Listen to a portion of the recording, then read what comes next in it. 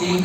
Kaya gihigugma man niya, so ihatag niya ang iyang bugtong nga anak. So that's why makita nato nga ako kayo kay muan. No?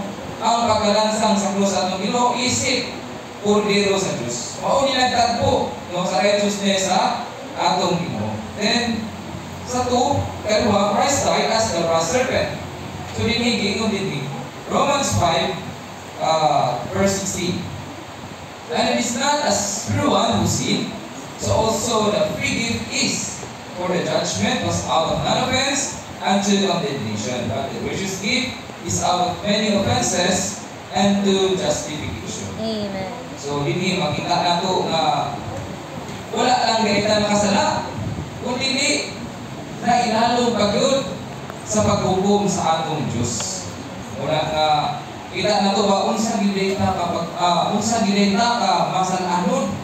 Wala nga ingon ni sin causes man to do evil that he does not will and prevents him from doing the good he wills.